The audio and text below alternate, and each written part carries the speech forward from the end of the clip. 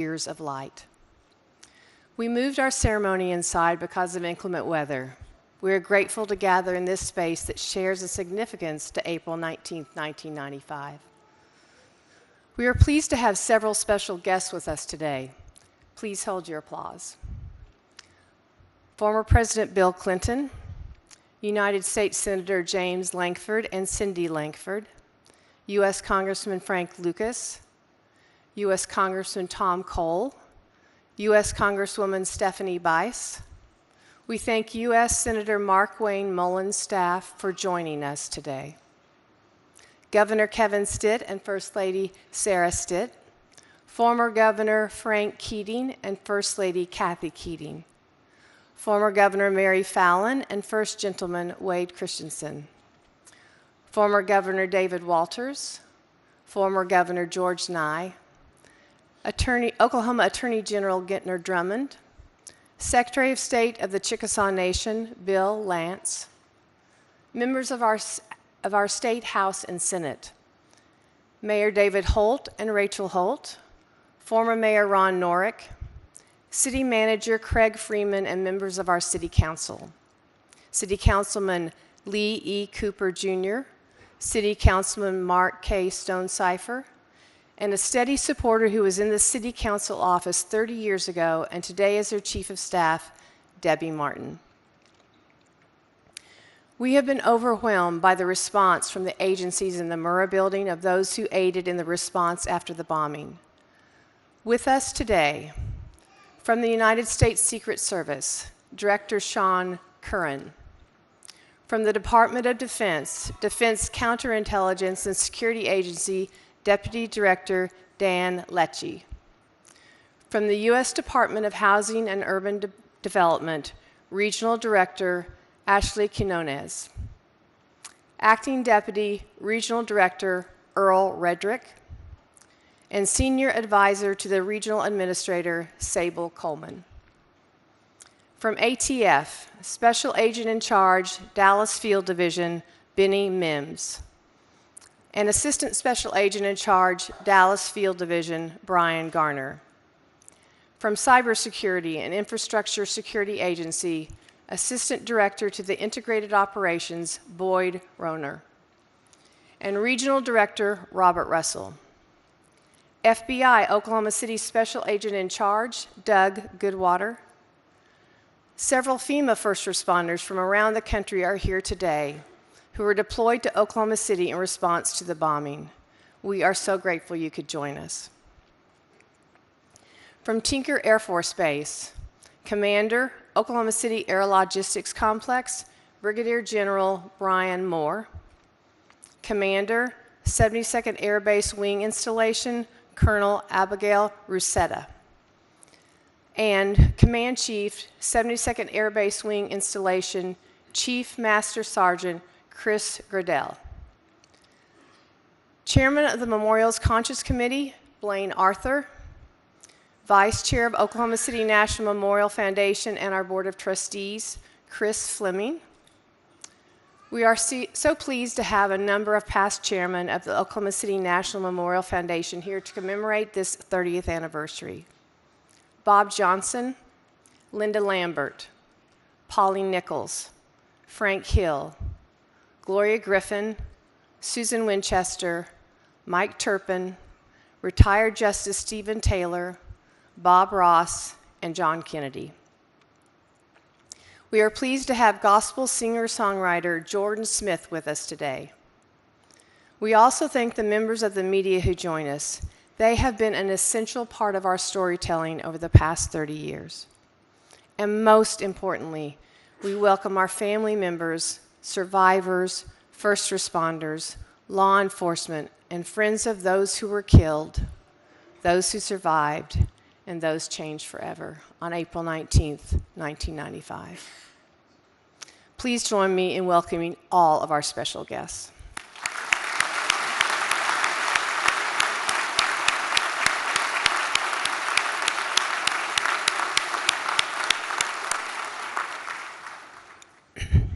As we have done each year for the past 30 years, we gather as a community on April 19th to remember to learn from what happened, and to grow and heal.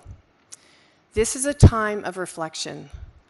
Those we honor today serve as our inspiration as to why it is vital we continue teaching the world our story. When we remember, we honor those impacted. When we remember, we can strive to prevent these acts of violence from happening again.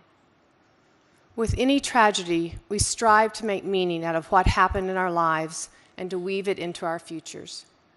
We recognize that April 19th may bring up difficult thoughts and emotions, yet it is by acknowledging these that we continue to heal and move forward.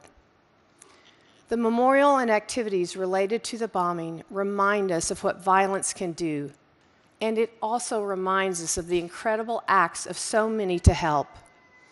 Visitors to the memorial and museum often leave with a better understanding. Peace, courage, and hope are often words that visitors use after leaving the memorial grounds and exiting the museum. They are changed, and they can bring this change forward in their lives.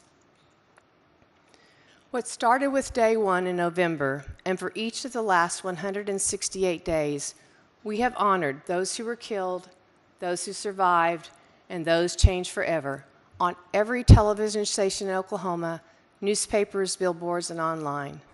Thanks to our friends in the media for sharing this every day. We have also held monthly Better Conversations on topics that are worthy of discussion to help us find common ground on our sacred ground.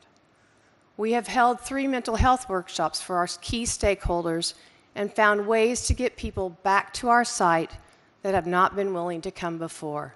We are proud of that progress. We brought physicians and dentists who were so critical in the hours and days following the bombing and saluted their incredible work. Donna Bucella, who worked under Janet Reno in 1995, came back to Keynote, the Committee of 100, a group that honors first responders. She spent time with our staff and working with our archives, and she spent time at the OCU Law School teaching new lawyers lessons learned. Then just this week, we partnered with the University of Oklahoma on a teach-in where this idea that started with the deans would have their colleges of medicine, music, architecture, journalism, and law students reflecting on the past and hearing from people involved as they teach this story to the next generation. These are all valuable lessons that we cannot take for granted. OU also planted 3 survivor trees on their campuses this week to remember. We are grateful so many have stepped up with acts of service, honor, and kindness, so symbolic of what we saw in the Oklahoma Standard 30 years ago. We worked very hard to preserve this story, which is why we are humbled by the recent announcement that the Oklahoma City National Memorial Museum has officially been accredited for the 3rd time by the American Alliance of Museums. Of the 33,000 museums in the United States, only 1,116 are currently accredited.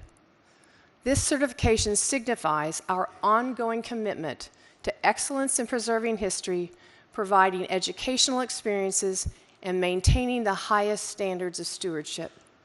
A special thanks to a small but mighty staff that collectively keep this going. It is truly an honor to work with each of them.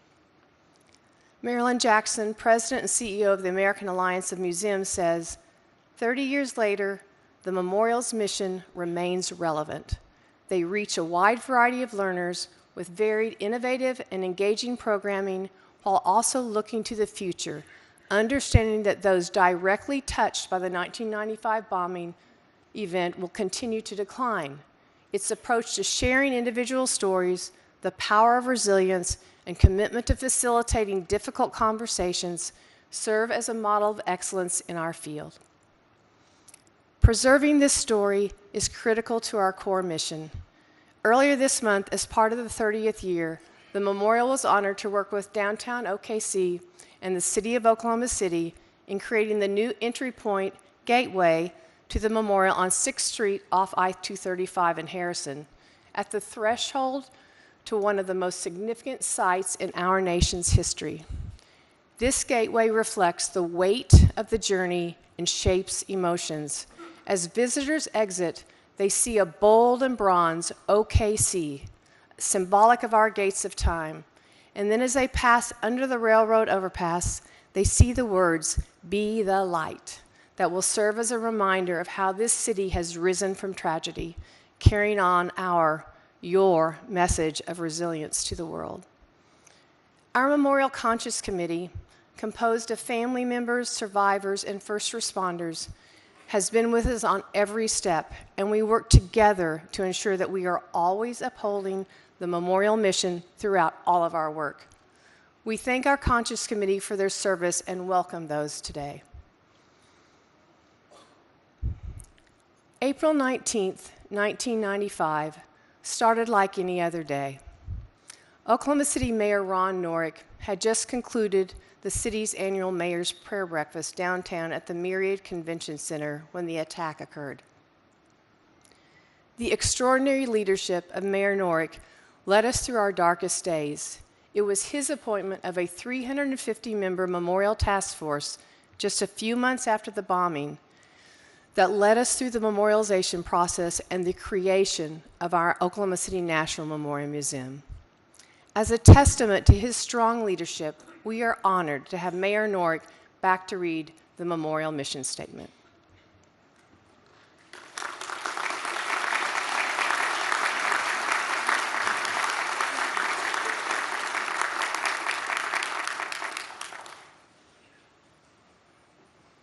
Good morning. Good morning. We welcome you here today to remember those who were killed, those that survived, and those changed forever. May all who leave here know the impact of violence. May this memorial offer comfort, strength, peace, hope, and serenity. Please join me in 168 seconds of silence.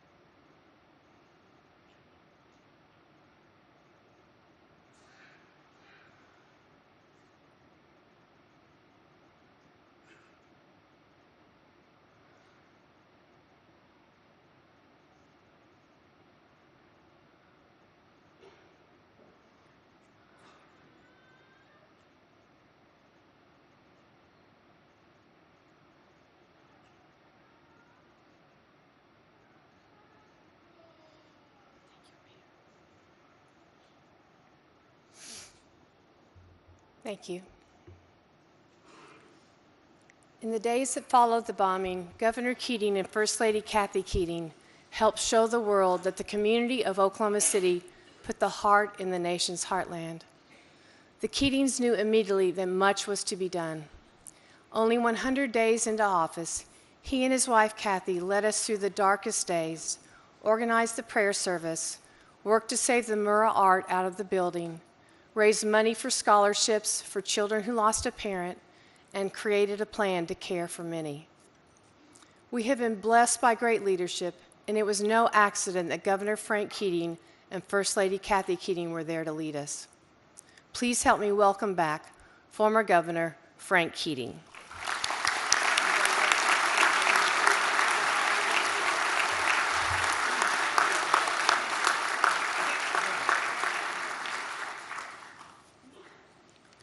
Thank you very much, Susan, and thank all of you for being here to celebrate lives, to celebrate security, to celebrate commitment and love of others, many of whom we never knew and we don't know.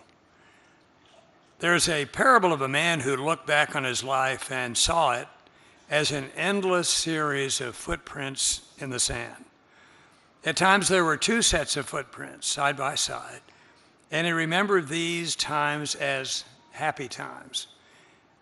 At others there was but one set of prints, the times of sadness and pain.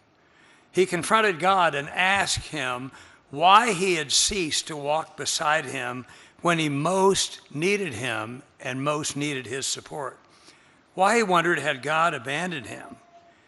And God answered, "But my son, those were the times I was carrying you." He carries us today, cup gently in his hands. April 19th, 1995 was a day of horror and tragedy. It was unbelievable for those of us who were here and there to comprehend that the devil himself walks the earth and murdered 168 of our neighbors and friends, wounded 700 of our neighbors and friends, caused damage or destruction to 320 buildings, marred the face, scratched the face, bloodied the face of the capital city of Oklahoma. It was incomprehensible that we could see and understand what was occurring. And we wondered, how were we all going to stay together without mutual suspicion and mistrust, and how could we do that? But we did. The Renaissance of Oklahoma, and by the way, I checked this morning, how long is a generation? A generation is 25 to 30 years. And why is it a generation? Because you grow up, you get married, you have children, it's another generation. And think of the blessings we have with all these young people at our schools. I was chairman of the Board of Regents of OU for a while, and it's really amazing to me that a significant minority of the students that are coming to OU are from Texas, of all places. And what is significant to me is that people who are graduating from that university are largely staying here. The contrast between then and now is very dramatic. God continues to hold us in his hands. I have someone very special to introduce to give our invocation. It was prayer that sustained us after the bombing. This entire area became a holy place. Many have said there was more prayer for this 8-block area of Oklahoma City than there was for the entire world during that time. Leading the way for so many chaplains who came here to help in our darkest hour was Oklahoma City Fire Department Chaplain Teddy Wilson, who is here to provide our invocation. His prayer lifts to heaven. Ladies and gentlemen, Chaplain Wilson.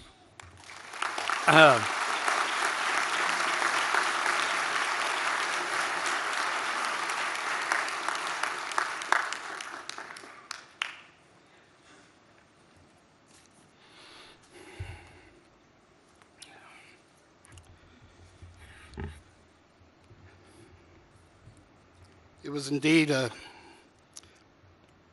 uplifting thing to see at 2, 3 in the morning Frank and Kathy Keating on the site. 2 in the afternoon. They were here often, and every time we saw them, it was a privilege and an uplifting spirit. Thank you, Frank. Thank you, Kathy. I'm going to take a point of privilege, and I want to thank Carrie Watkins. She hates this.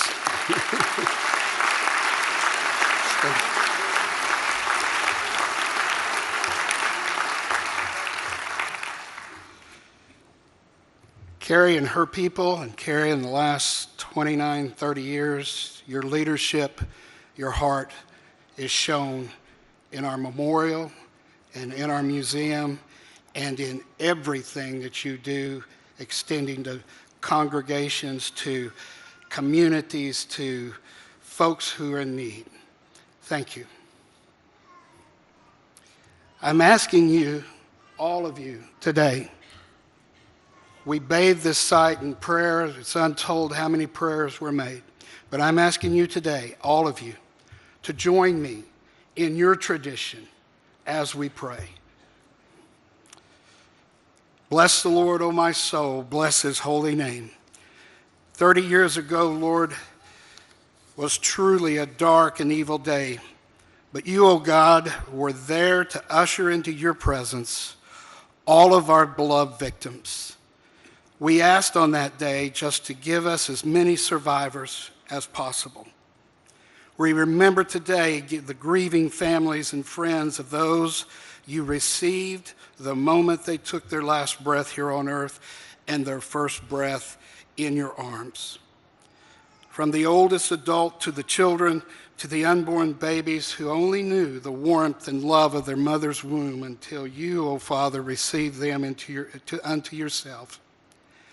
We remember our survivors who were in fact the very first rescues. In spite of their injuries, they helped their co-workers and friends and children on this hallowed ground.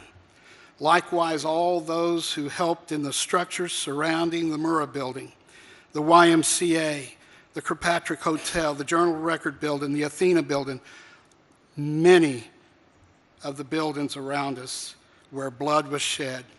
Father, so many physical and emotional injuries have been endured over these last 30 years. Dana Bradley was our last survivor on that dark day. She, like so many others, are still recovering today. One of her rescuers, Fire Chief Keith Bryan, 10 years later, saved my life. He offered me part of his liver one day, which was not to be until his untimely murder. His family honored his desire to save my life. And God, you gifted me his organ. He saved me and 2 others with his kidneys. Even in death, he was saving lives. Father, a true friend and a true hero. We remember all the rescuers, the firefighters, the law enforcement officers, the National Guard, other military personnel, civilians from every walk of life who rushed in to bear up in our arms, extricating all that we could and getting them to the definitive care that they needed. The Oklahoma Standard was on full display that day, which brought light into the darkness. This standard, in all reality, is your standard, O Lord. To love one another as you have loved us. Nurse Rebecca Anderson rushed in to apply her skills and fulfill her calling, to bind up the wounded and comfort the injured.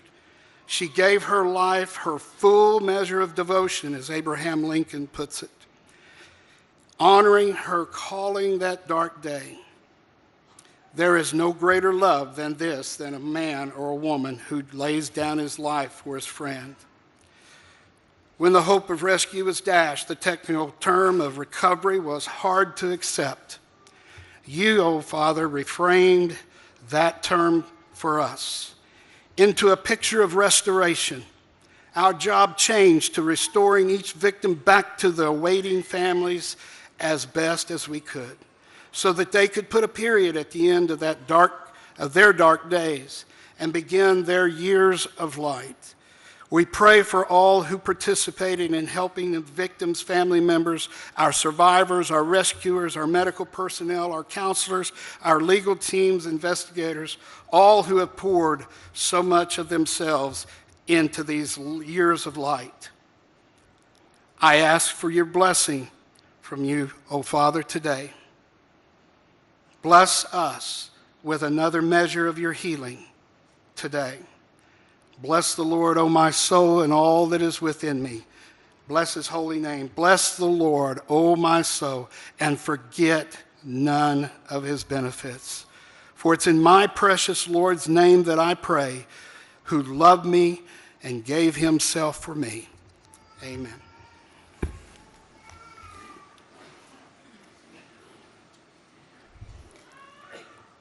Thank you, Mayor Norick, Governor Keating, and Chaplain Wilson. During this Lenten and Easter season, and for many who just finished Passover and Ramadan last week, the Heartland Chapel outside these doors and across the street from the memorial was rededicated in honor of the 30th anniversary of the bombing. This open-air chapel stands as a symbol of peace and unity. It was created through a rare interfaith effort as a gift to First Church in 1995. The Jewish Federation of Greater Oklahoma City and America and the Islamic Society of Greater Oklahoma City helped build it as the first structure rebuilt. The rededication, where the memorial joined all three faiths in contributing to its restoration, invites us to reflect on the power of shared healing and the spirit that brought people together after the bombing. Our first responders played a vital role on this day 30 years ago and in the days and months following the bombing. We are honored they are part of the ceremony today. The relationship that has developed over the years between our fire and police departments is a relationship you do not see in every city and had a lot to do with the coordinated response on April 19, 1995.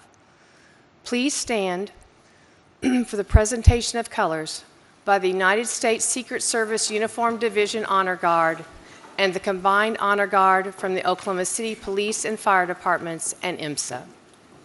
The singing of our national anthem will be performed by Gospel Music Association Dove and the voice winner, Jordan Smith.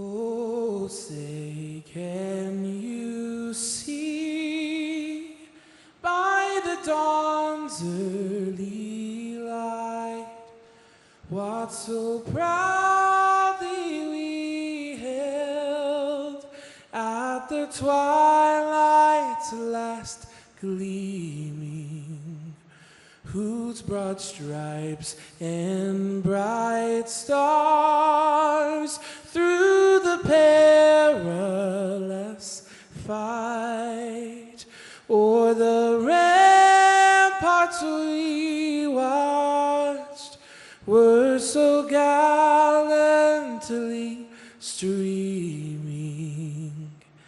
and the rockets' red glare, the bombs bursting in air, gave proof through the night that our flag was still there.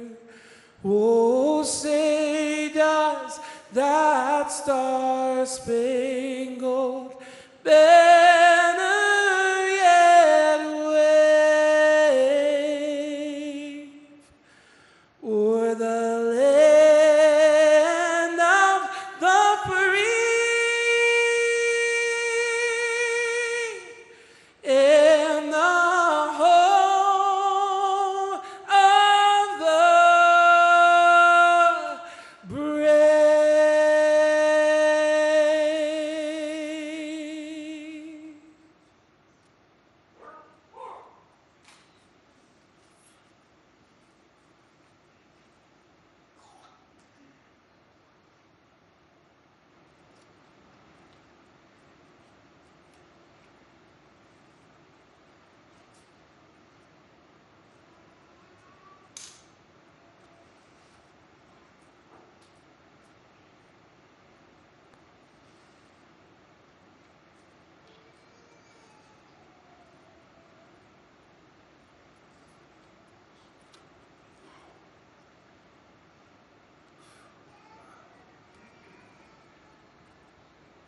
Please be seated. Thank you to the Combined Honor Guard, and thank you, Jordan, for your beautiful performance of our Star-Spangled Banner. Our outdoor symbolic memorial captures and preserves forever the place and events that changed the world, while the museum educates visitors every day about the facts of the story. Our city has not just survived, it has become a symbol of hope to the world. Just recently, memorial representatives from New York City, France, Spain, and Norway gathered here to reflect on what Oklahoma City has shared with them through our memorialization process and our city's ability to rebuild, all while still remembering. That is in part due to the leadership of 4 mayors since 1995. Each has led with a purpose of unity born out of our city's response to the attack 30 years ago. This city's renaissance continues under the leadership of Mayor David Holt, unifying our city as one OKC. With nearly 500,000 people visiting the Memorial Museum each year, we are grateful for the partnership we have had with the City of Oklahoma City from day one. Mayor David Holt.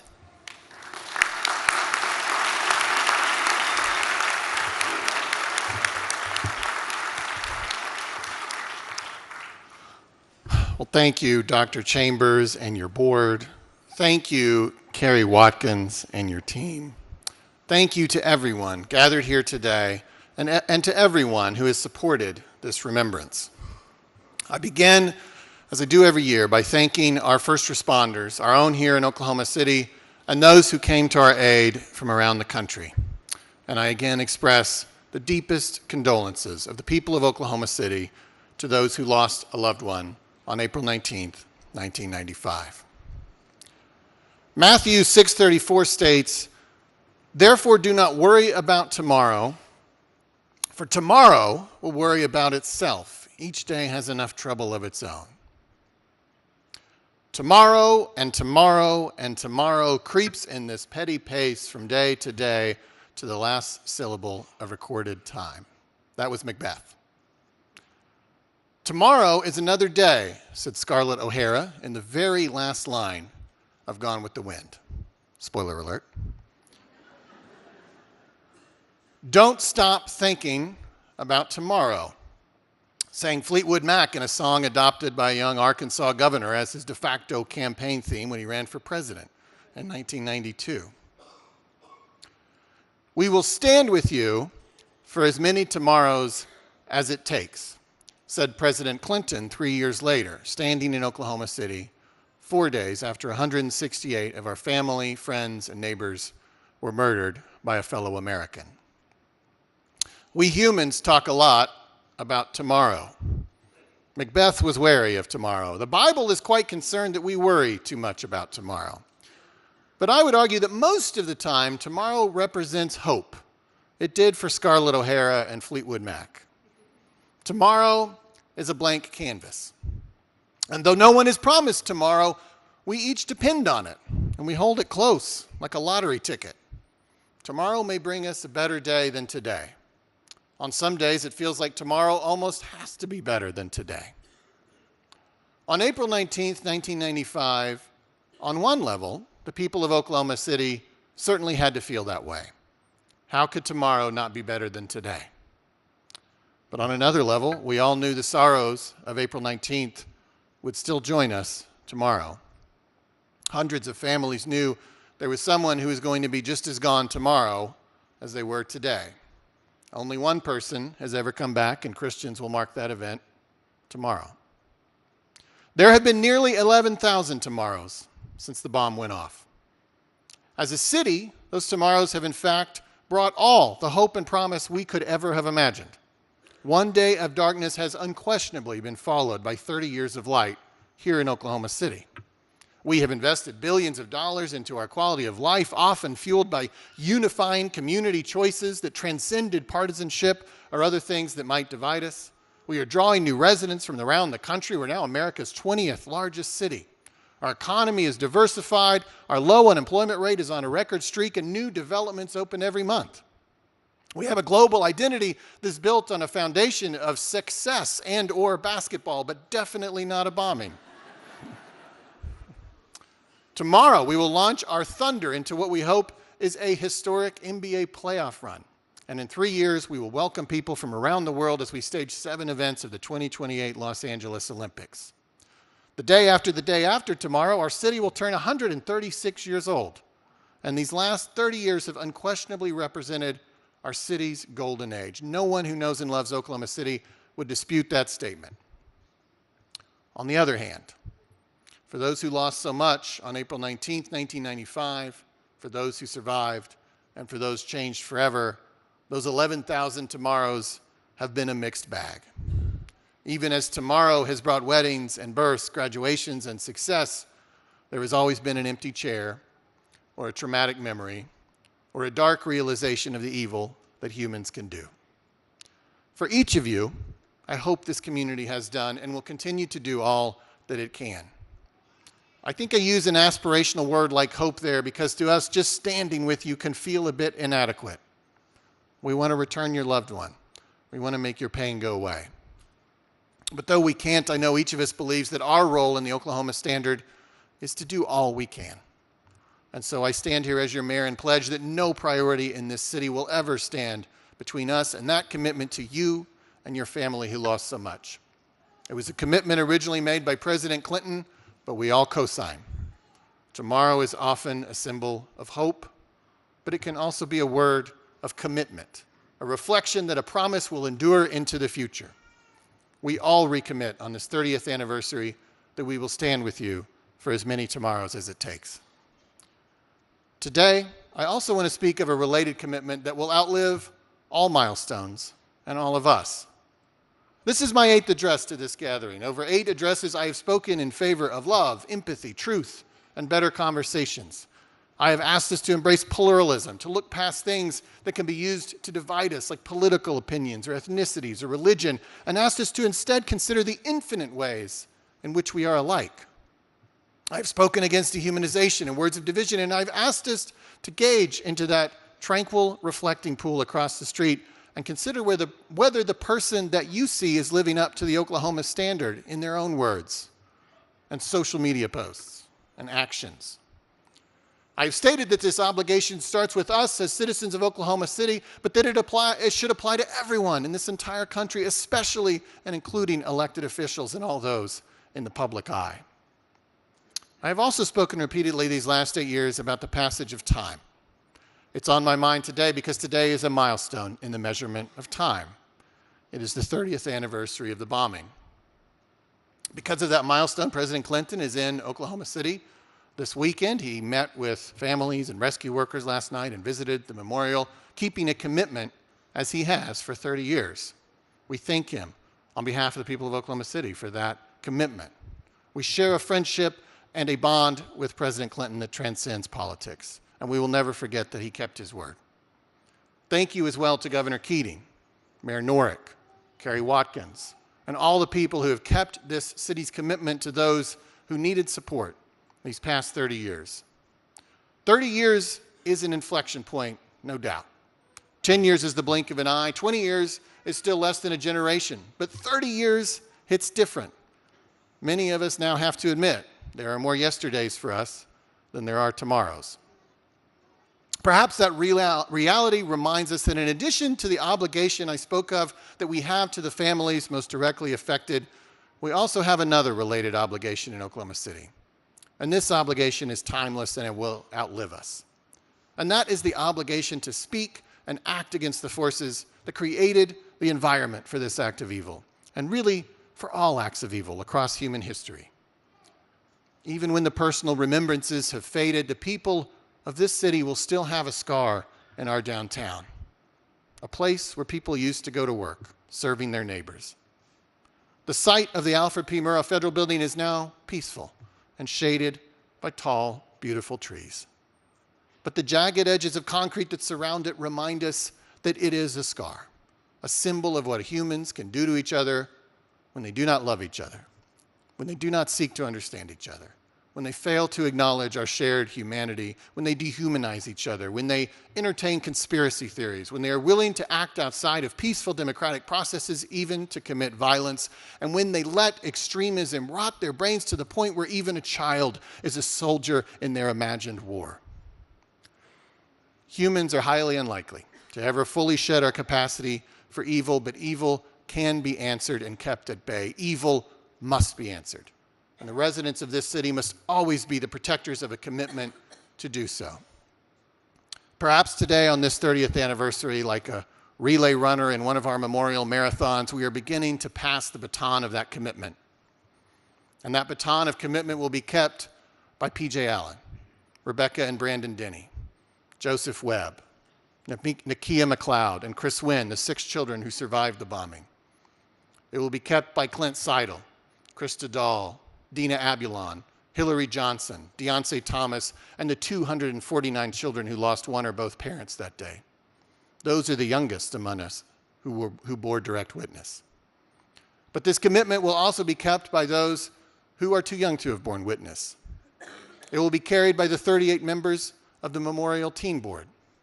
It will be kept by my kids, George and Maggie, who are now almost the age I was when the bombing happened.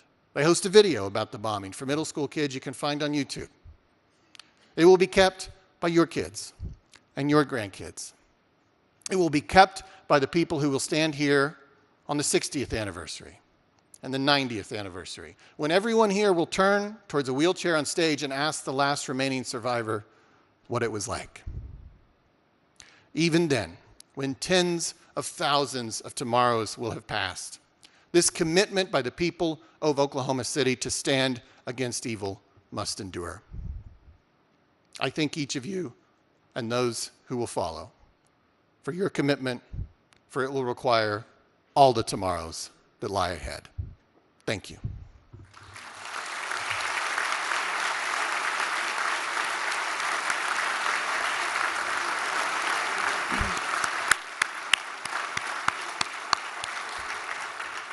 Mayor Holt, thank you always for your strong words today.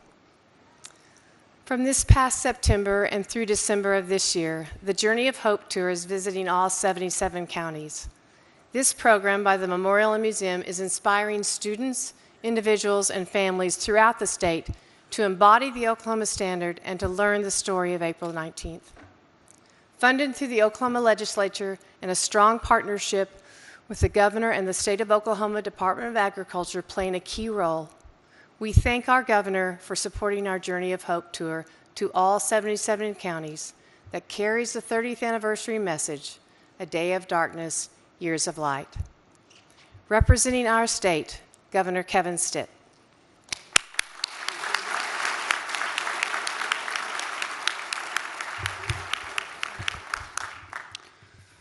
Thank you so much, Dr. Chambers, and thank you for your words, Mayor. We gather here today with heavy hearts and unwavering gratitude as we mark the 30th anniversary of the Oklahoma City bombing, an act of unimaginable violence that changed our city, our state, and our nation forever. On April 19th, 1995, at 9:02 a.m., 168 innocent lives were taken from us. Among them were children, government workers, veterans, mothers, fathers, and friends. But amid that heartbreak, something powerful emerged. In the smoke and rubble, in the chaos and sorrow, we saw the very best of Oklahoma. We saw helpers, people who didn't wait to be asked, who ran towards danger, who gave without hesitation. Firefighters, police officers, EMTs, nurses, clergy, and everyday citizens answered the call. People like Terrence Yeekey and Jim Ramsey of the Oklahoma City Police Department and John Hanson of the Oklahoma City Fire Department, they ran into the rubble to save their fellow Oklahomans. Dr. William Fabry and Debbie Atterby, they worked tirelessly to treat the wounded. Dozens of pastors and chaplains showed up and prayed with the grieving in the hours and the days after the tragedy. Oklahomans gave blood. They opened their homes. They offered their strength. This spirit of compassion and courage came to be known as the Oklahoma Standard, a commitment to service, honor, and kindness that has shaped who we are as a people. And as Scripture reminds us in Galatians 6:2, carry each other's burdens, and in this way you will fulfill the law of Christ. This is exactly what Oklahomans did on that day and every day since. We honor the heroes of April 19th. We also honor those who continue to help, those who stayed, the mental health counselors, the teachers and the pastors, the city workers and all the volunteers, those who carried the burdens of that day quietly, faithfully, year after year. And to the families, to the survivors, the children who grew up without a parent, to the spouses who rebuilt life in shadows of loss, you are the embodiment of resilience. You have turned pain into purpose and sorrow into strength.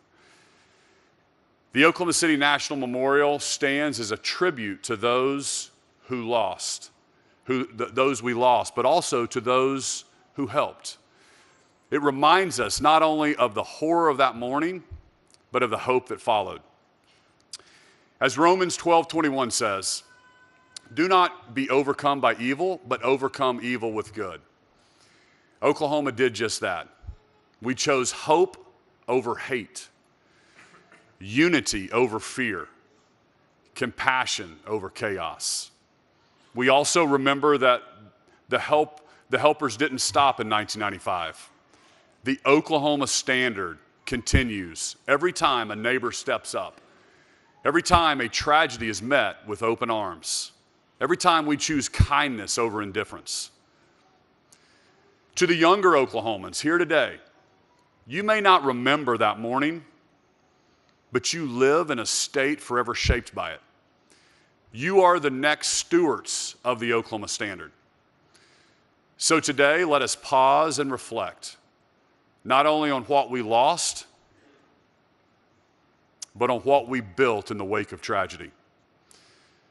Let us recommit ourselves to helping others, to serving without seeking recognition, to carry one another's burdens, and to living with the same compassion that defined April 19th, 1995.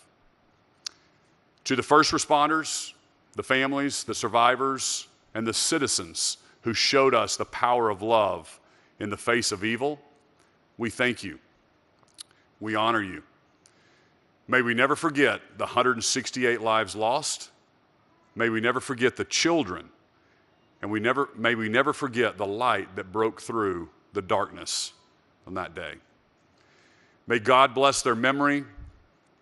May God bless all who continue to serve. And may God bless the great state of Oklahoma. Thank you.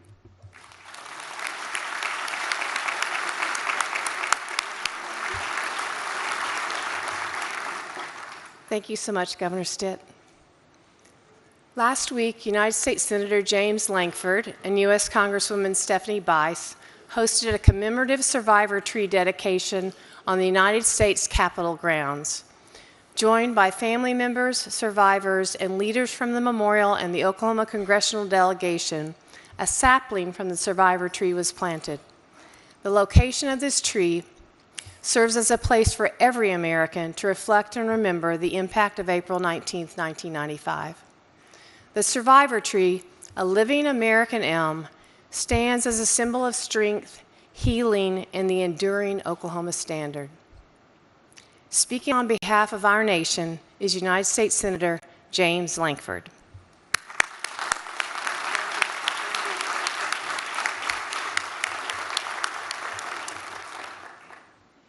Many of you got up very, very early this morning to be able to get here, stood in a line in the cold rain, because we are determined not to forget.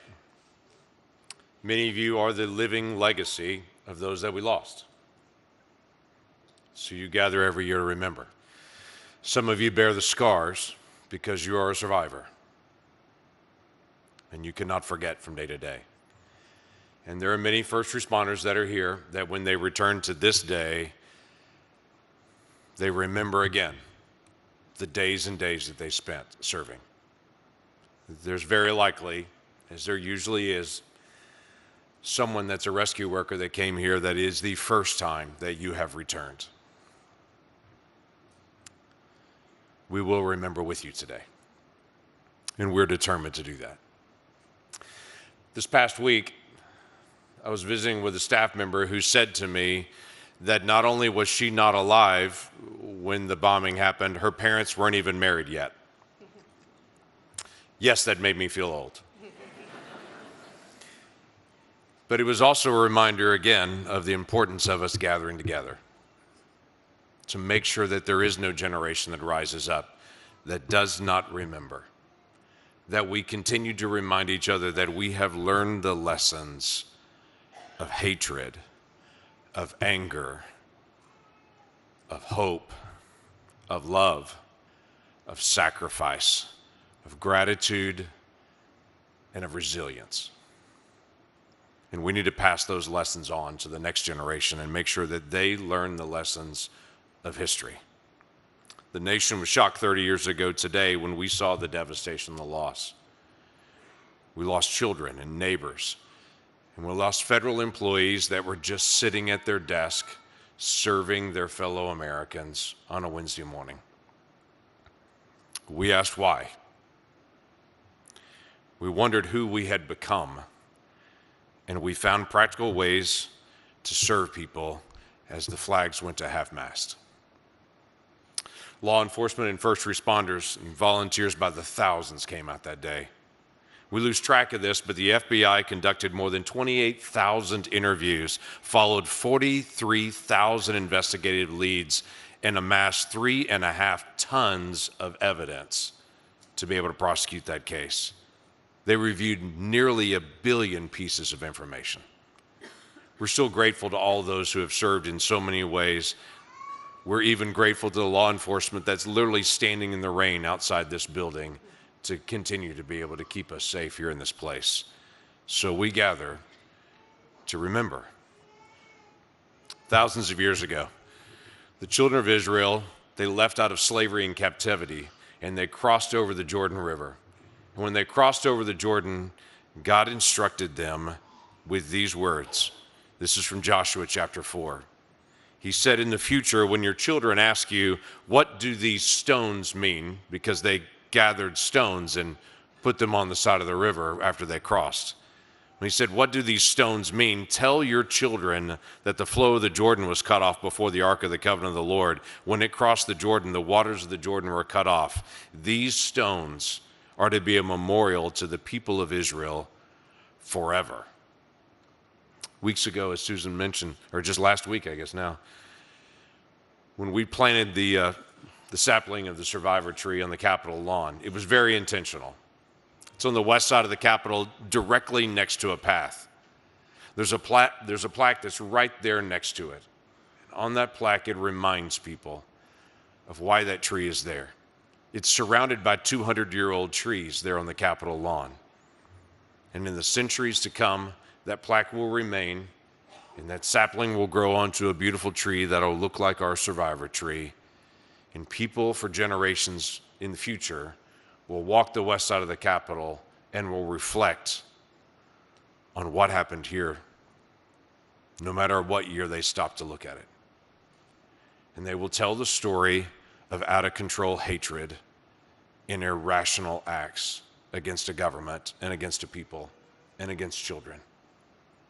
And it will remind us of what we're capable of, but it will also remind people of the people of Oklahoma and what we are capable of. As we love, as we forgive, as we set a tone for the rest of the nation, to say this is how we deal with issues where we disagree and resolve.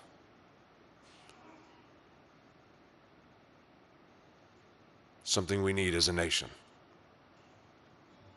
As we gather this exceptionally wet day before Easter, we'll tell today our children and people here why this memorial stands and what we have personally learned from this time period. I stood with some folks that had not been at the memorial just a few days ago at sunset, and I learned a new thing about the memorial even as I stood with them. I stood at the survivor tree around sundown and told them the story about that tree, and in the middle of the story, bats flew out of the tree, and I learned a new thing. There are bats that live in the survivor tree. Yes, I jumped. Let's set the example for the rest of the nation. Let's tell them our story again so that the nation doesn't forget. Let's teach the nation how to love and forgive. Let's remind each other of dark days in the past and how God walks with us through those dark days. Even in the valley of the shadow, God does not forget us, and we will not forget.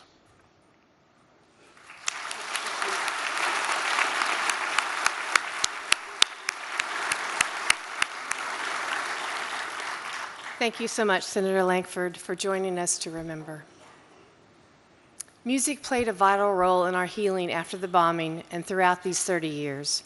When the memorial was dedicated on April 19, 2000, 25 years ago, the song titled Holy Ground was performed. This song conveys a sense of reverence and awe toward a sacred place, like this sacred ground we gather near today.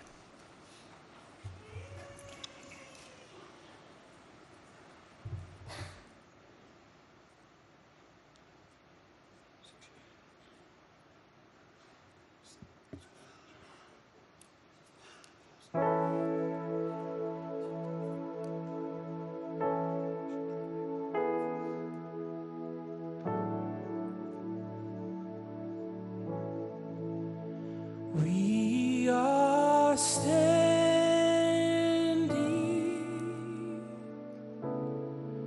on holy ground,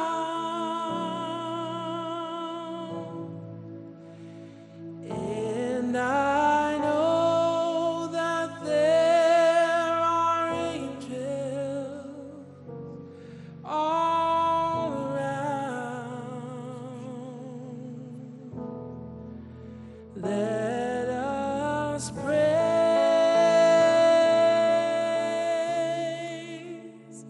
our God now. We are standing in His presence on holy ground. This is holy ground. We're standing on holy ground, for the Lord is here, and where He is holy. This is holy ground.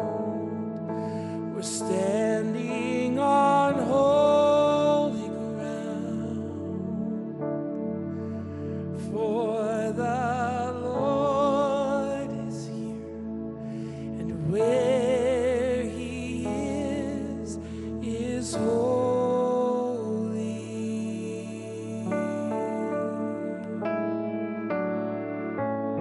Can we stand and sing this together today? We are standing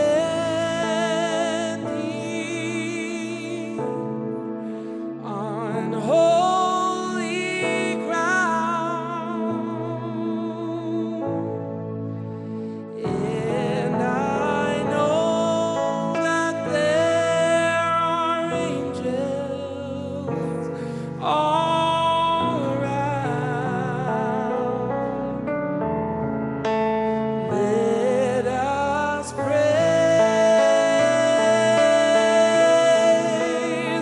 our God now. Let us praise our God now. Let us praise. Let us praise our God now. We are standing in his presence on holy ground.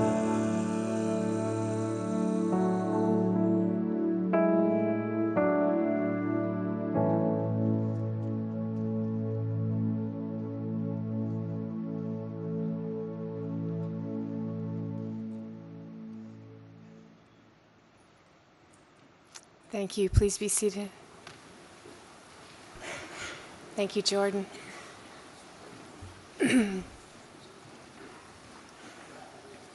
After the bombing, President Bill Clinton offered the resources of the federal government while allowing our state and local officials to lead the rescue and recovery events. Never before had federal, state, and city governments worked together so seamlessly. We fly the city, state, and United States flags on the plaza overlooking the field of empty chairs and in front of the museum every day to honor this spirit of collaboration. We thank Mayor Norick, Governor Keating, and President Clinton for their clarity, their decisiveness, their courage, passion, and humility. Just as significant was the message the President provided and the presence that he and Mrs. Clinton brought to the memorial prayer service just days after the bombing. In his remarks, he promised that America would never forget, and he's kept that promise by marking his 8th visit to the memorial to honor the 168 who were killed and to thank those involved in the recovery efforts. The memorial was honored to take part in a panel of leaders at the Clinton Library last week regarding the events of April 19, 1995. President Clinton, you said, in 1995, for as many tomorrows as it takes, we will stand with you, and you have. Thank you. Ladies and gentlemen, please welcome back our friend, President Bill Clinton.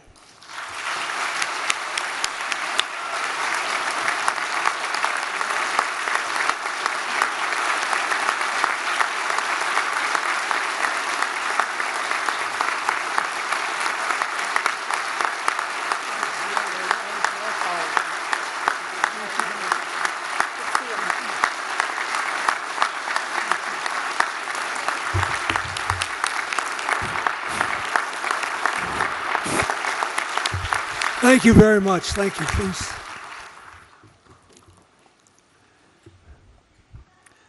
I've had the best seat in the house. I've been watching on the monitor. I want to thank, first of all, Doctor, thank you for the introduction and for your wonderful work. And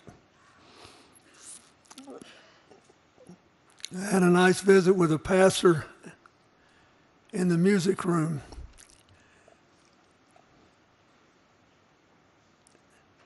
And Thank you, Mayor Holt and Governor Keating.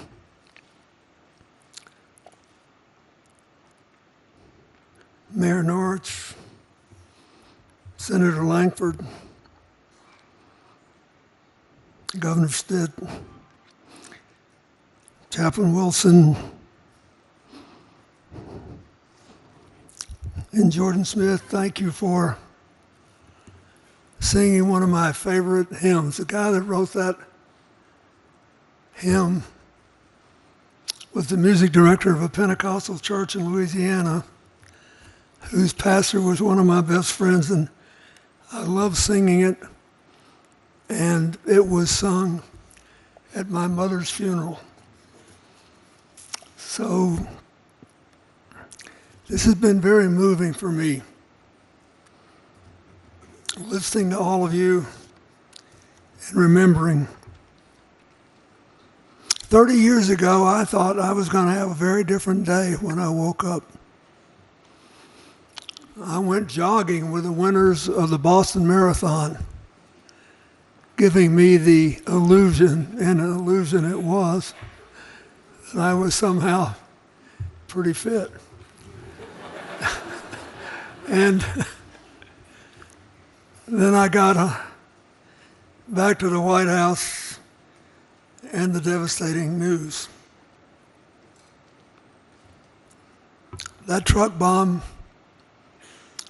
as you all know better than I, claimed 168 lives. 19 of them were little children in the building's daycare center. I always like to start with that when I talk to people, because a lot of times fanatic will tell you, I'm sorry, this, that, or the other thing had to happen, but you know, there has to be collateral damage sometimes to make a statement. I never have heard anybody say that who had to live with the damage.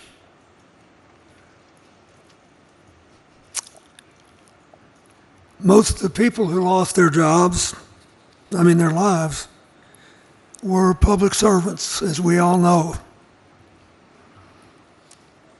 They got amazing coverage after this happened about what they did every day as a matter of choice, showing up for work, to do business for the American people. They help veterans and farmers and the elderly and disabled. And they help to keep our country safe. One of the Secret Service agents, Al Witcher, who lost his life, was a member of my detail. And he left me. And he was very popular and very good at what he did. But he had a family. And he said, you know what, you travel too much. I want to be home more. And Oklahoma City would be a good place to raise my kids.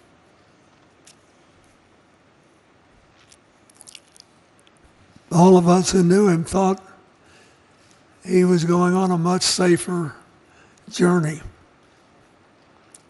which shows you how little any of us can know about what tomorrow will bring.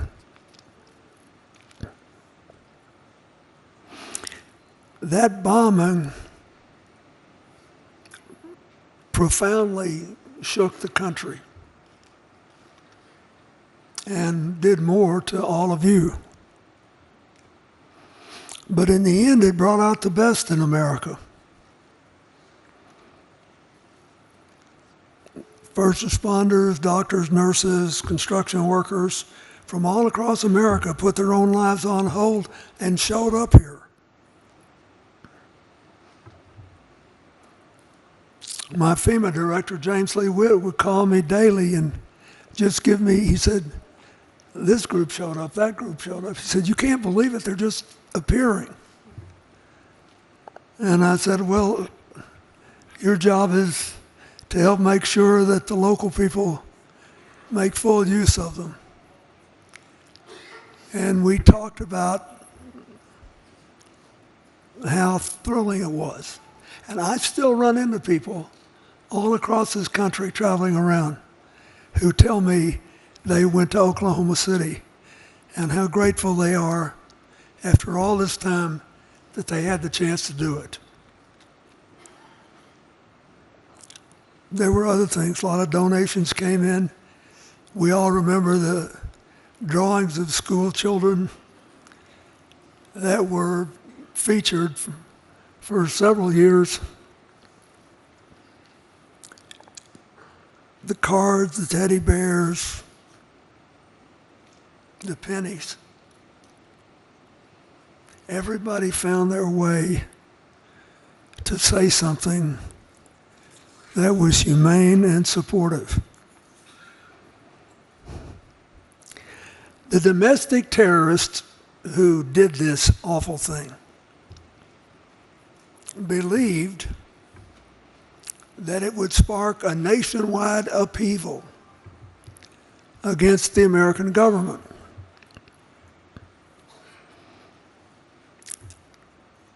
And would eventually destroy our government and our democracy and our way of life. Instead, you gave them, as the mayor said so eloquently, the Oklahoma Standard.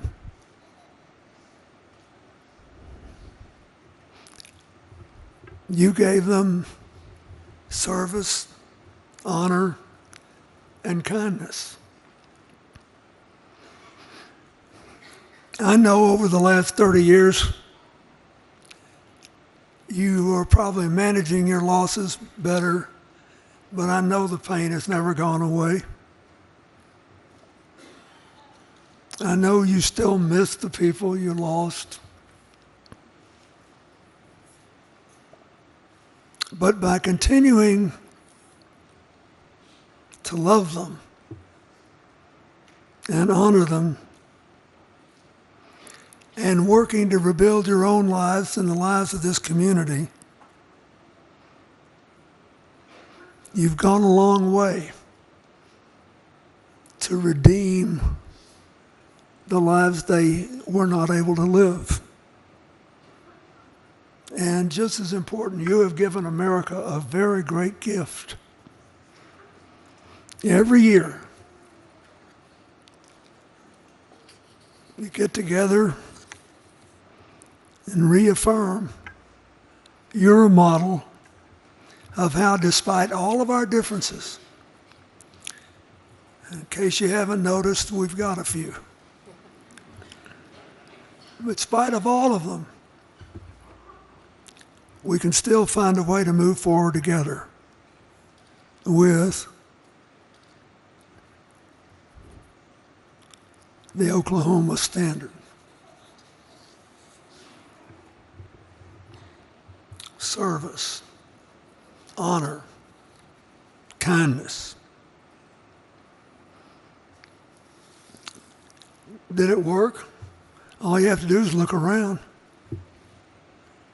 I mean, the difference, just the physical difference in being in this city today and 30 years ago is breathtaking. But every time I'm here, I talk to people who serve in restaurants or work in whatever hotel I'm staying in, or just people, and I say, you like living here? And they all say yes. And they just feel like they're walking with a little spring in their step because they know they live in a place that they can be proud of. So I did my anecdotal poll last night and today, and you're still winning.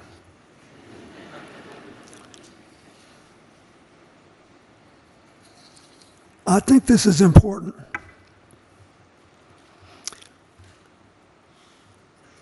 Because in recent years, the country has grown more polarized. And on that awful day 30 years ago, you were the center of the polarization. Now look what you've built, and yet we have these differences.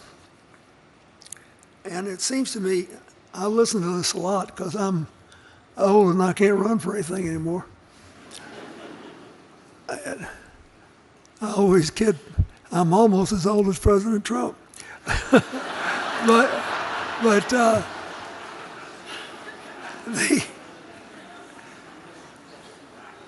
If you listen to a lot of what I read and hear today, it's like everybody's arguing about whose resentments matter most, whose resentments are more valid.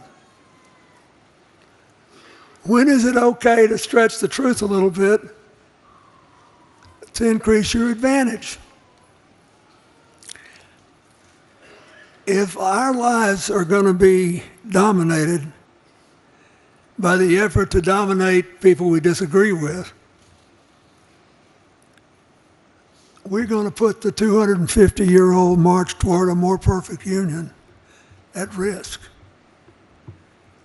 None of us would ever get much done. Believe me, we've all got something to be mad about. Something legitimate to be mad about. You made a different decision. So,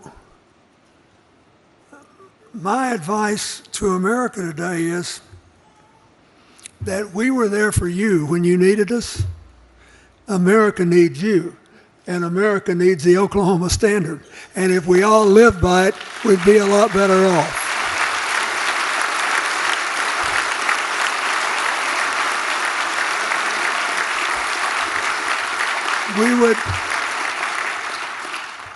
We would get a fairer economy, a more stable society.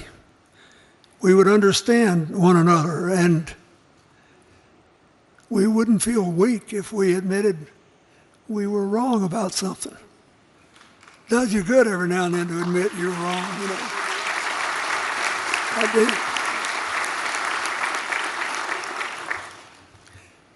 This church would be out of business if nobody ever did anything wrong.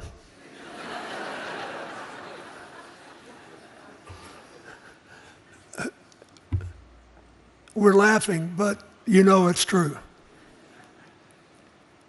And so I ask you to think about that.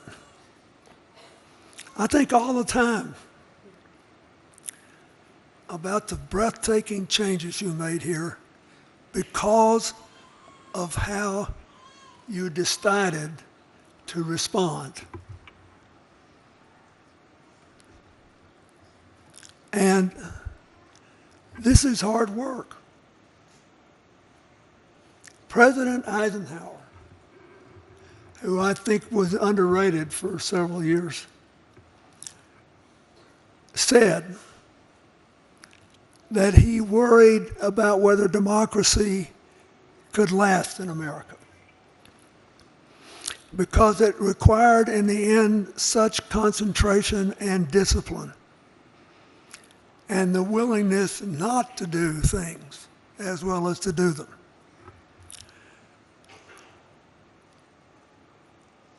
But when we come here,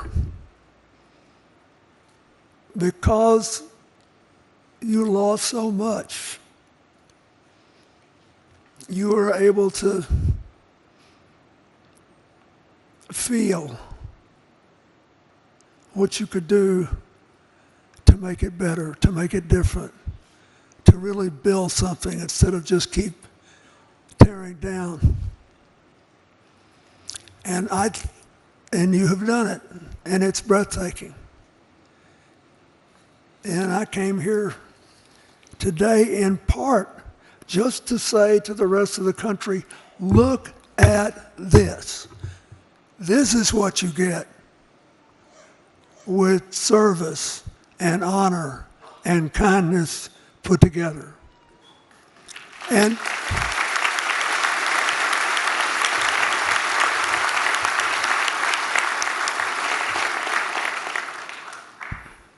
you know, a lot of people use the phrase more perfect union in speeches because it has a nice ring to it.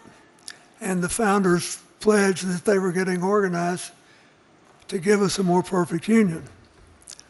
But it's 18th century language. The modern meaning is, hey folks, let's face it, we are not perfect. And we are never going to be perfect. But we can always do better. And so we have to shed all the baggage that keeps us from doing better. That's what we owe 30 years later, the people who made the ultimate sacrifice in Oklahoma City. That's what we owe the families, the children, the grandchildren, the people who survived them. I wish I could live 30 more years to see what's going to happen. Because in spite of all this belly aching you hear, we're the best positioned country in the world for the 21st century if we don't blow it.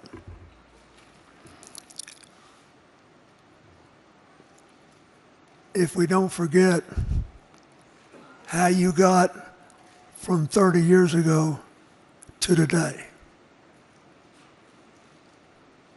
And it is true that I still remember as if it were 30 minutes ago coming here with Hillary to that memorial service and saying, you have lost too much, but you have not lost everything.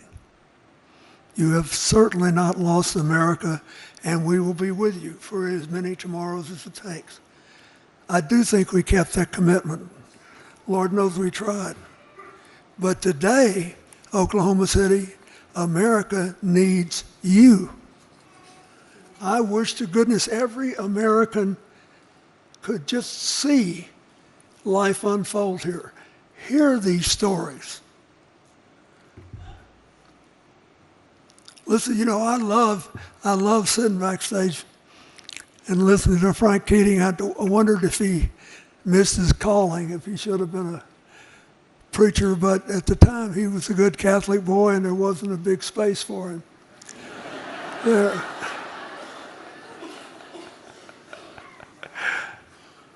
And some of you who were with us last night laughed when I told the story about how he beat my brains out in a student contest at Georgetown when we were both there. It's important not to forget that we all do our best to find our way through life. None of us will be right all the time. And here we are, the day before Easter. I want to say just one thing about this. In St. Paul's famous letter to the Corinthians, where he describes what love is, which is often read at marriages, weddings, wrongly, because the word for love is agape, which means love of your fellow human being. And we all memorized as kids, all of us who are Christians, now by faith, hope, and love, which was charity in the old editions of the Bible. But the greatest of these is love. How could love be even greater than faith? Because of the nature of human life.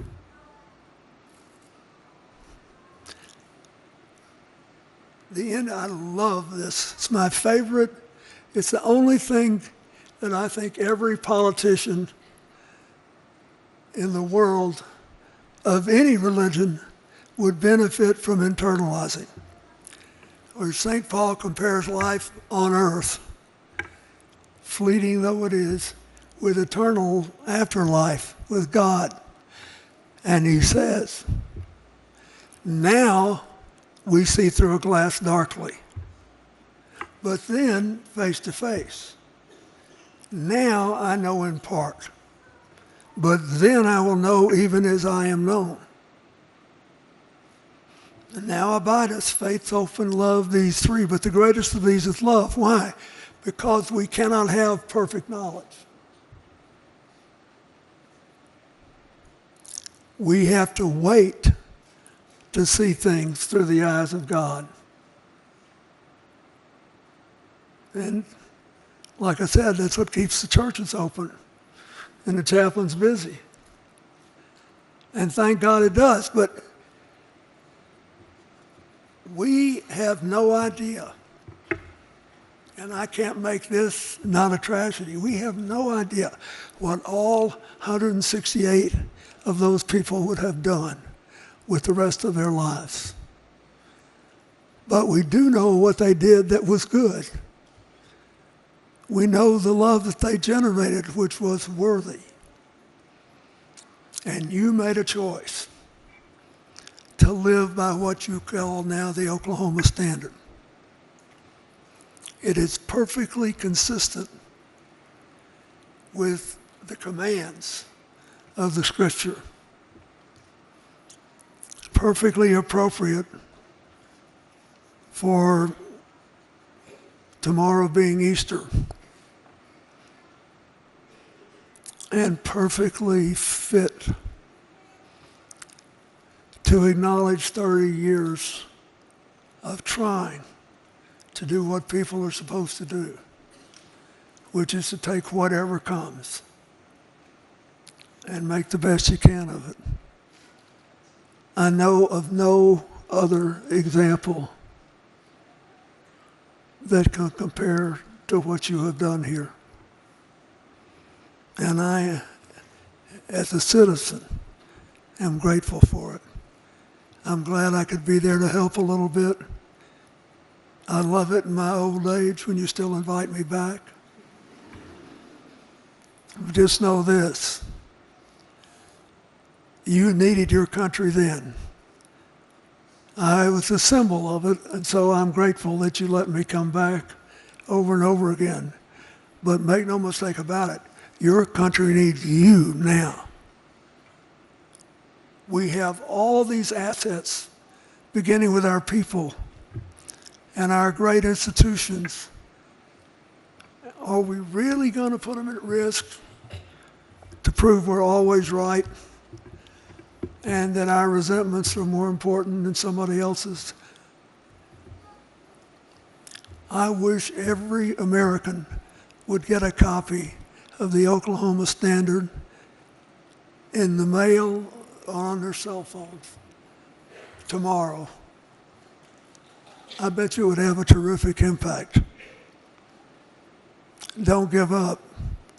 We need you now. Thank you.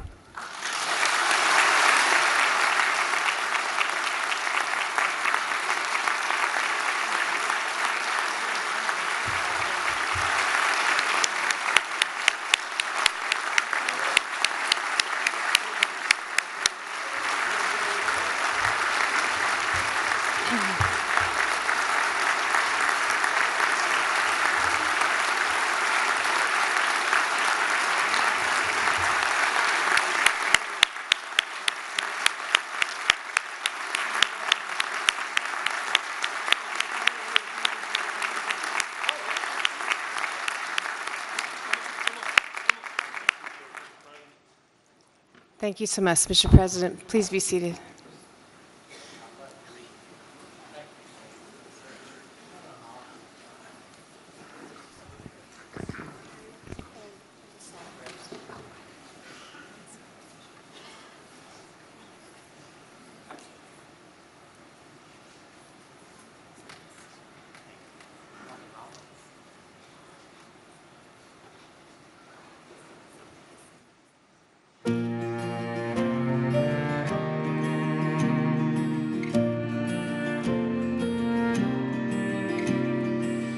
Didn't I tell you I hear what you say?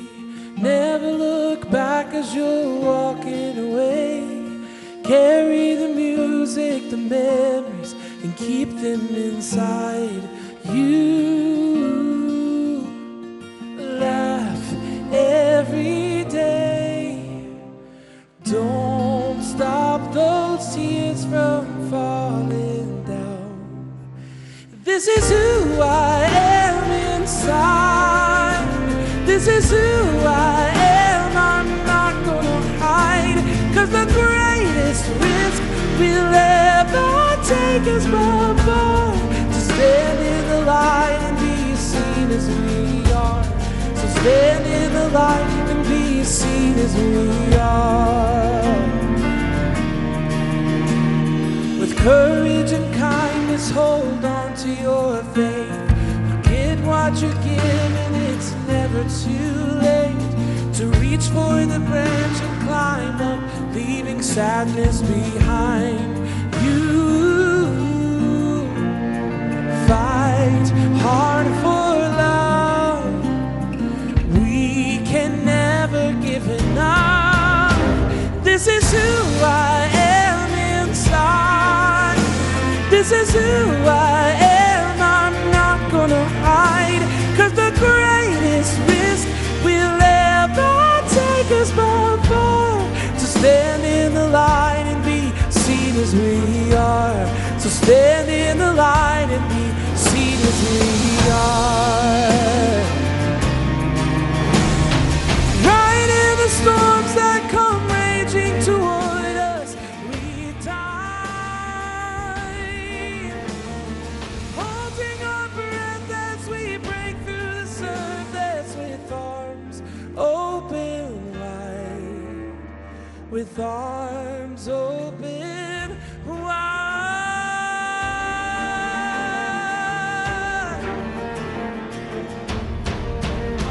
This is who I am inside.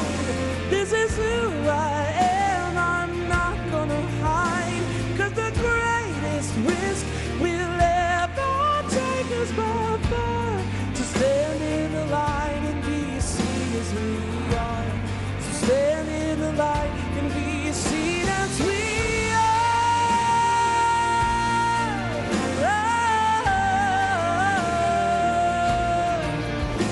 'Cause the greatest risk we'll ever take is by far to stand in the light and be seen as we are. Stand in the light and be seen as we are. Stand in the light and be seen as we are.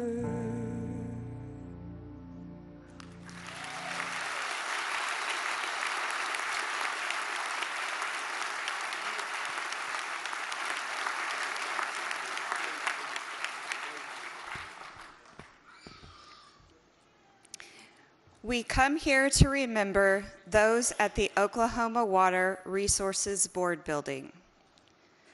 Trudy Jean Rigney. Robert N. Chipman. We remember those at the Athenaeum Building Job Corps. Catherine Elizabeth Ridley. Anita Christine Hightower. We remember rescue worker, my mother, Rebecca Needham Anderson. We remember those who were killed in the Alfred P. Murrah Federal Building, U.S. Secret Service, 9th floor. Alan G. Witcher.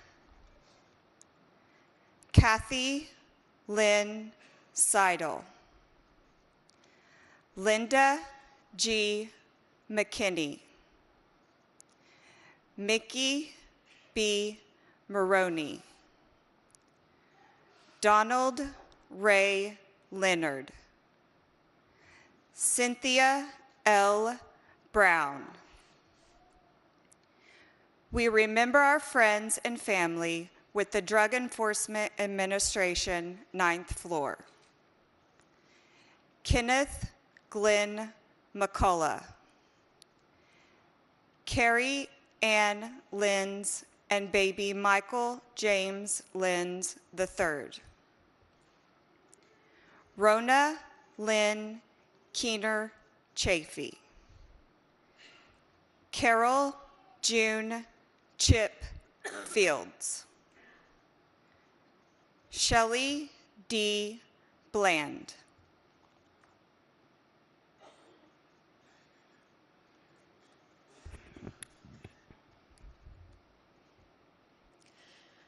we remember those who were killed with the Department of Housing and Urban Development, 8th floor. Clarence Eugene Wilson, Sr. Francis Fran Ann Williams. Michael D. Weaver. David Jack Walker. Jules A. Valdez. Leora Lee Sells. Lanny Lee David Scroggins. Antonio Tony C. Reyes. Dr. George Michael Howard, DVM. Susan Jane Farrell. Kimberly K. Clark. Donald Earl Burns, Sr. David Neil Burkett. Peter R. Avellanosa. Ted L. Allen. We remember those who were killed with the Department of Housing and Urban Development, 7th floor. Joanne Wittenberg. John Carl Van S. III. John Thomas Stewart. Terry Smith Rees. My mother, Patricia Ann Nix. Betsy J. Beebe McGonnell. James A. McCarthy II.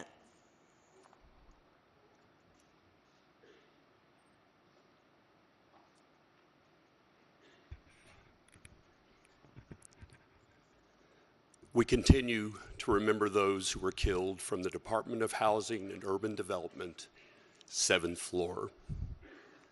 Mary Leisure Renty. Teresa Lee Taylor Lauderdale. My mother, Ann Kreinberg. Thompson Eugene Jean Hodges, Jr.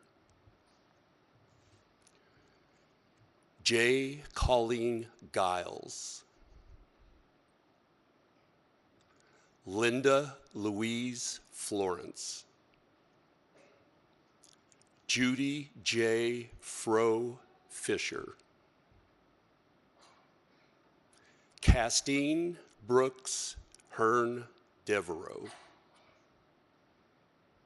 Diana Lynn Day.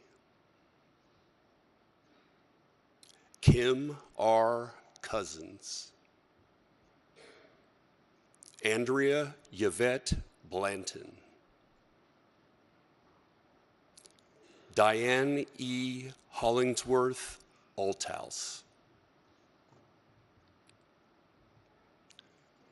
We remember our friends and family with the Department of Housing and Urban Development, 5th floor. Paul Gregory Beatty Brocksterman. We remember our friends of the United States Marine Corps, 6th floor. Captain Randolph A. Guzman, USMC. Sergeant Benjamin Lorenzo Davis, USMC.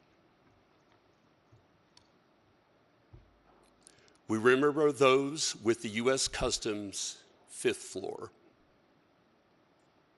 Claude Arthur Madeirez, SSA. Paul D. Ice, Senior Special Agent.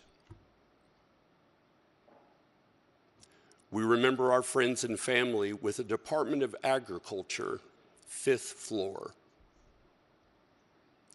Rita Bender Long. Carol Sue Khalil. Doris Adele Higginbottom. Richard Dick Cummins. Dr. Margaret L. Peggy Clark. James E. Bowles. Olin Burl Bloomer.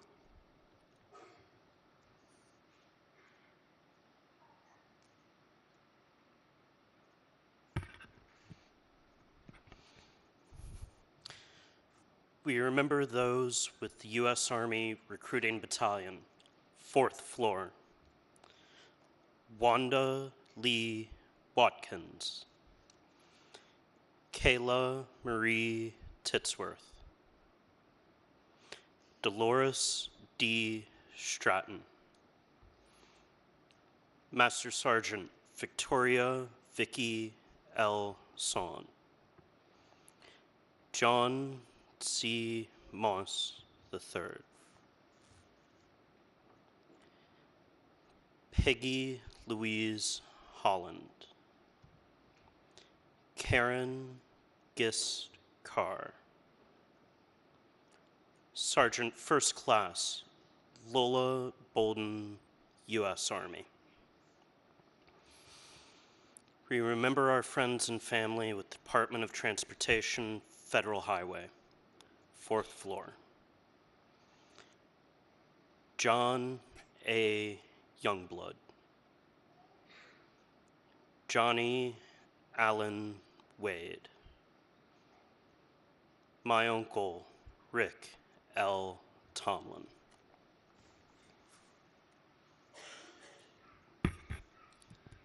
My sister, Michelle A. Kreinberg Reeder.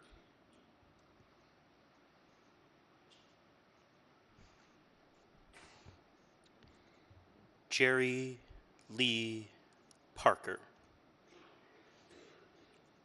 Renata Ann Newberry Woodbridge. James K. Martin. Larry James Jones. Michael Carrillo.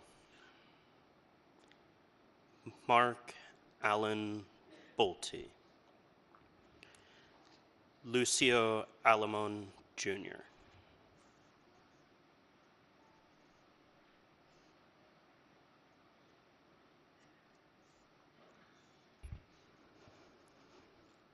We remember our friends and family with the Federal Employees Credit Union, 3rd floor. Teresa Joe Mathis Wharton. Virginia M. Thompson. Victoria Jeanette Texter. Karen Howell Shepard. Sonia Lynn Sanders.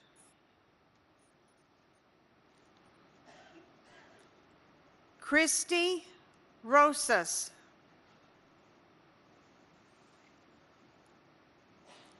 Claudine Ritter.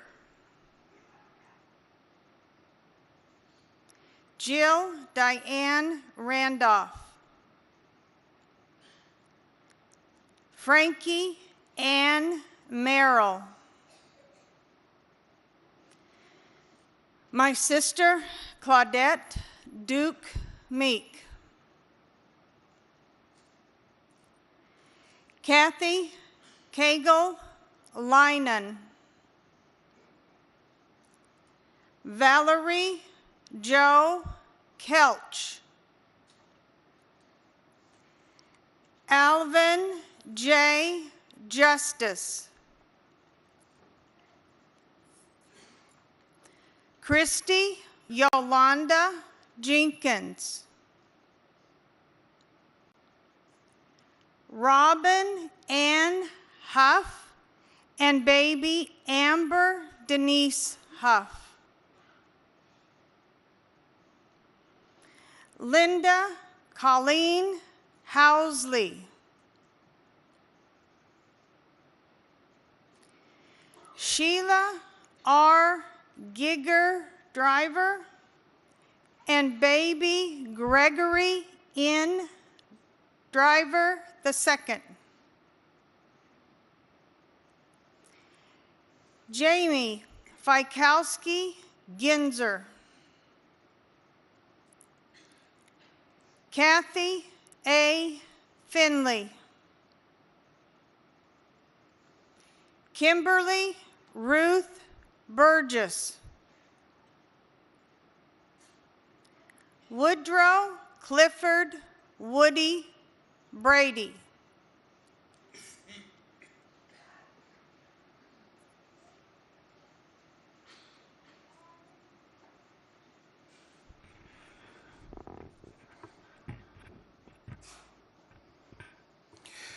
We remember our friends and family with the Defense Security Service, 3rd floor.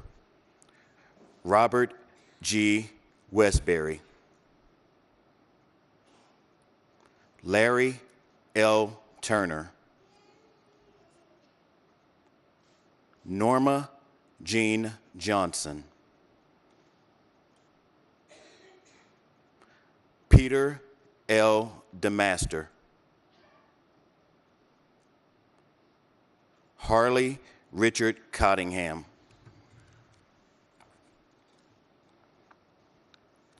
We remember our visitor on the 2nd floor, Scott D. Williams. We remember our friends and family from the America's Kids Child Development Center, 2nd floor, Colton Wade Smith.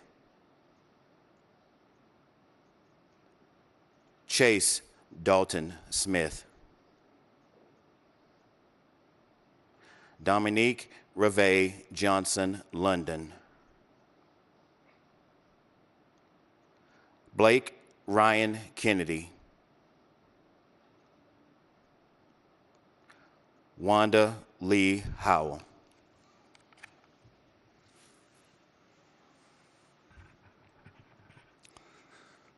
We continue to remember our friends and family from the America's Kids Child Development Center, 2nd floor. Kevin Lee Gottschall II. Tevin DeAndre Garrett. Tyler Santoy Eves. Brenda Faye Daniels. J.C. Ray Coyne. Elijah S. Coverdale. Aaron M. Coverdale. Antonio and Sarah Cooper, Jr. Anthony Christopher Cooper II. Dana Leanne Cooper. Zachary Taylor Chavez.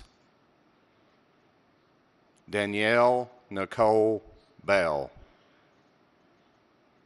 Miss Bailey Almond.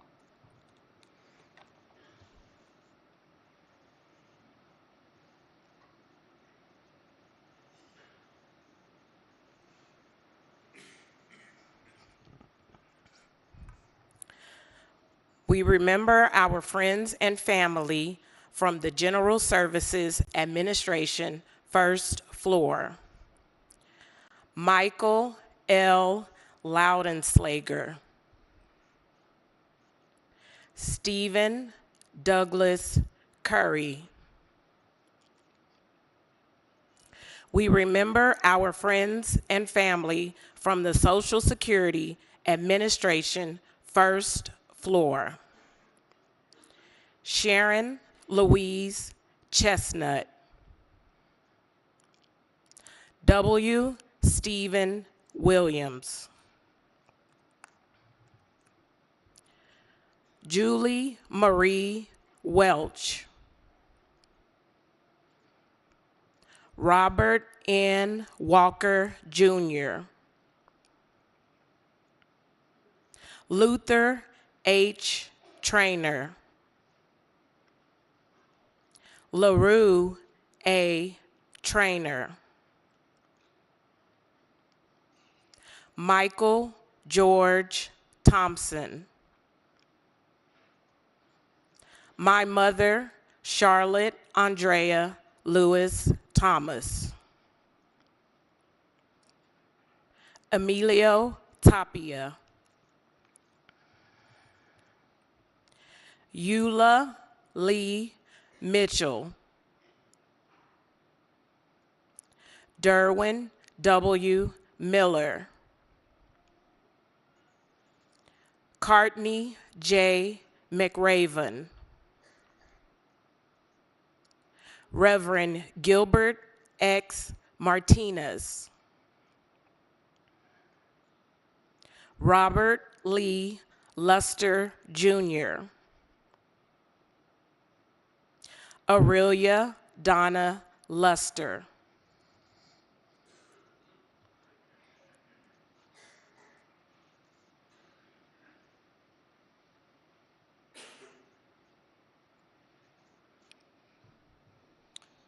We continue to remember our friends and family from the Social Security Administration, first floor. My cousin, Airman First Class Lakeisha Richardson Levy. Raymond Lee Johnson. Jean Nutting Herbert. Dr. Charles E. Herbert. Thomas Lynn Hawthorne Sr., Ronald Vernon Harden Sr., Cheryl E. Hammond, Ethel L. Griffin, Margaret Betterton Goodson, Laura Jane Garrison, Mary Ann Fritzler, Don Fritzler, Ashley Megan Eccles, Catherine Louise Cregan, Gabrielle D. L. Bruce, Peachlyn Bradley,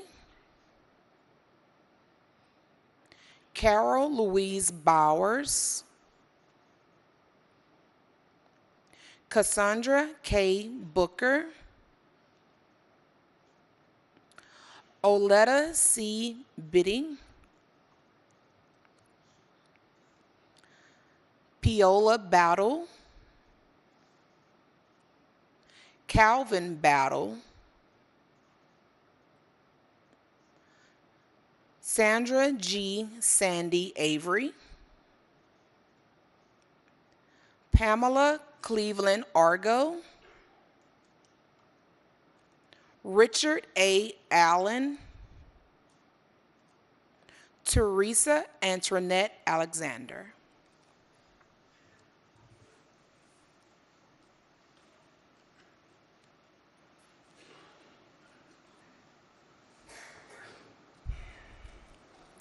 Thank you to our readers who were forever changed by the events of April 19, 1995. Thank you, President Clinton, for joining us. Visitors to the memorial and museum often share a similar question: are we safer today? The question is the title of a new exhibit unveiled earlier this month. We encourage you to spend time at the exhibit if you tour the museum today. Admission to the museum is free today thanks to Cox Community Day. It will open at 10:30 and remain open until 5 o'clock tonight. We invite all family members, survivors, and first responders to a reception inside the museum at 10:45 after you spend time at the chairs. Please enter through the 6th Street entrance. Saplings of the survivor tree are available following today's ceremony in front of the museum. We hope you'll join us next weekend for the 25th annual Run to Remember to cheer on more than 25,000 runners who come here to help us celebrate life and run the Oklahoma City Memorial Marathon. Everything about this weekend is focused on those who were killed, those who survived, and those changed forever. It's up to each of us to share this ever-relevant story of April 19, 1995, and how we as a community found light following our darkest day. After today's ceremony, we're leaving these beautiful flowers to thank First Church for their hospitality and celebration of the Easter holiday. The Oklahoma City Fire, Pipes, and Drums will now lead you to the field of empty chairs. Thank you, all of you, for being part of this 30th anniversary remembrance ceremony. Now go be the light.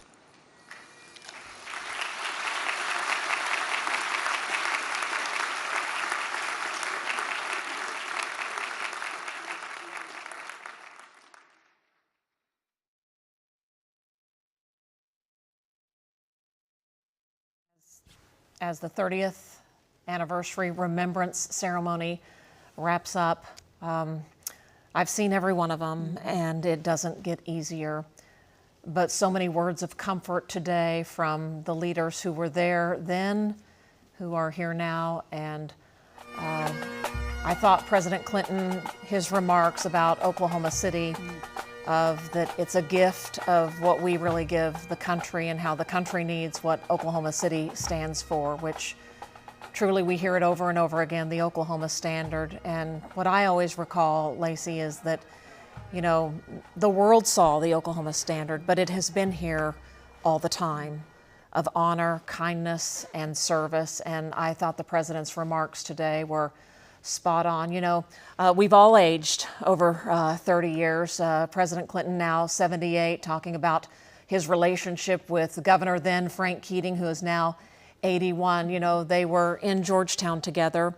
And President Clinton recently has said that when the Oklahoma City bombing happened, he called Governor Keating, and he said even though they were both on different sides of the political aisle, he knew that Oklahoma City was in good hands that day with Frank Keating, a former FBI agent, at the helm. And I think the mutual respect that they both have for each other has continued on all these years. I like how the president said the love generated by the loss of those victims is the Oklahoma standard. And we just didn't know what it was called at that point. It was always there, but then we labeled it the Oklahoma standard. And you have to talk about the darkest day in honor of the victims, but also so many new lives have come into this world. And if we don't talk about what happened, they don't know the gravity of what unfolded that day, the loss, and the hope that came after with the Oklahoma standard. Yes, we hope that you did enjoy the ceremony today. We do want to mention next weekend is the Memorial Marathon, and we run to remember. We do not forget here in Oklahoma, but people from all around the country and really even the world will converge here on Oklahoma City for Memorial Marathon weekend. And it is one of those points of light. You know, 30 years ago, it was a day of darkness. But our community, our state has seen how we have taken something that was meant for evil and turned it into really something beautiful. And the Memorial Marathon is a shining light of that. So we will have live coverage right here next Sunday morning for the Memorial Marathon as it starts bright and early. It's our promise to never forget. We always remember, and part of that tonight, you should watch the Oklahoma Zone original. It's called Those Changed Forever. It's a compilation of stories from survivors that day, first responders, families of victims, and it's something that we cherish to be able to tell this story. It's our honor. You will hear from people like Amy Downs. She spent more than 6 hours trapped beneath the rubble of the Murrah Building. She says in those moments she was making a bargain for her life and that if she survived, she would live differently. Take a listen. My life did change dramatically. Maybe not immediately because there was a lot of trauma and grief to work through, but I never forgot those moments and that promise and wanting to live my life differently.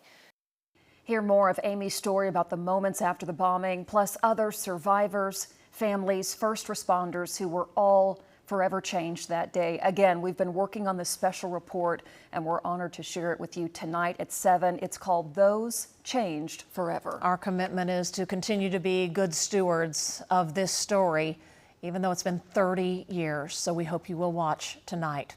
We're going to switch gears. The morning started out kind of on a soggy note. We had the rain, but boy, you see the green grass, Jed, and that's beautiful out there. It is. It certainly is. Now as we get ready for the rest of our day, let's talk about that. We have a couple of storm systems we're tracking on radar right now. You can see one over Oklahoma right now. The next one, this is going to come in later tonight into Sunday. This is a stronger system that's going to come in, could bring some additional severe weather to parts of our region, and so we're watching some rain around right now, especially right along this boundary. That's moving through parts of central, but especially eastern Oklahoma, and these will be areas along that boundary that could get some heavier rainfall. We're expecting some areas maybe close to maybe 3, 4, 5, 6 inches of rainfall there. Here's the rain around the metro. More of this is going to come up into Oklahoma City. That's going to bring some wet conditions here into your afternoon, so rain chances going up. They'll be increasing to 100% by